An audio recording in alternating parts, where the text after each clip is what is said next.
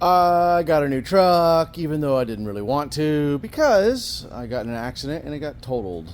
So, let's do some mods. Let me give some sage advice to you young bloods out there. Don't modify your daily driver and make it unreliable. I'm begging you. I know this from experience. Don't do it. That way you can get to work and pay for the tasteful mods and other stupidity that you want to do.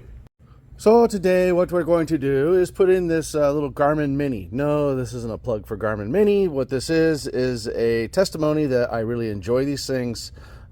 This thing recorded my camera action when I got in an accident. It came out really good. I can use that now to fight the good fight, so to speak. And I want to stick this guy, I don't know, somewhere right around here. But I need to run power along here and down there, which I picked up this guy, which is just a, from the Amazones, a 12 volt converter to a USB micro. So let's put this turd in. Now let's take out the glove box. Super easy. You just undo it. There's two tabs on both sides. You press them and the whole glove box pretty much falls out. It's really easy doing it with two hands, not one.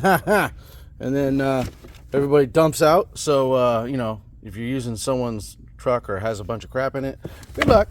Anyways, that dude comes out. And here's again where engineers have designed this truck instead of the hard-working men who drive them. You have to take off this cover. But look at this. This is stupid. This is not user serviceable or accessible. You have to take off these blind plugs, which you should use a tool to get this big felty covery thing off the bottom of the glove box. That is not on the side of the road friendly. I've replaced this, I don't know, 7, 8 times now. I keep losing them. Now it's bright yellow.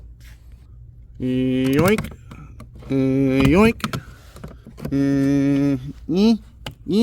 Yoink. All right, that's out of the way. Well, we got to disconnect this little dude. See if I can do that with one hand. Oh, look at that, done with one hand. Sweet. There is the fuse box. This is so stupid. This used to be there over here, and then they moved it to here, which I think is, again, a disservice to automotive humanity. Some stinking engineer or design group decided to put this underneath the cover that you can't access on the side of the road. If I got to get to this thing and I'm on the side of the road, you bet believing that I'm going to be ripping this off, which is stupid.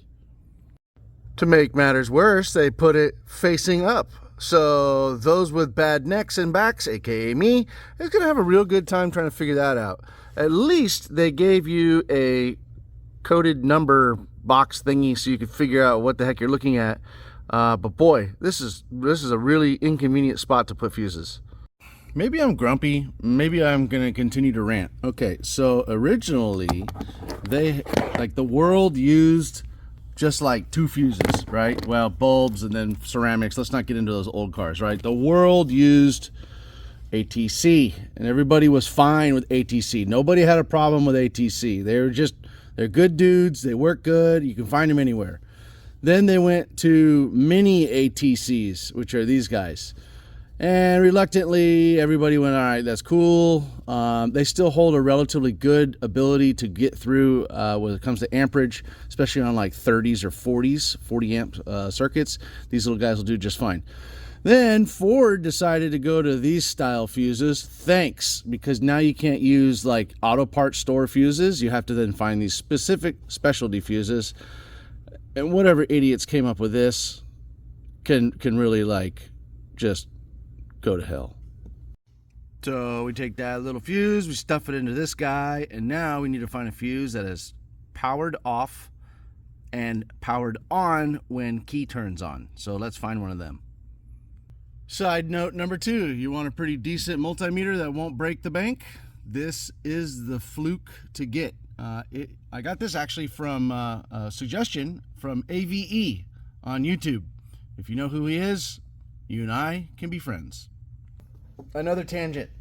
Those of you who know AVE, is it just me, or he's gotten too far out of the guy that drinks beer in the garage and has a huge mess, but knows a little bit about everything?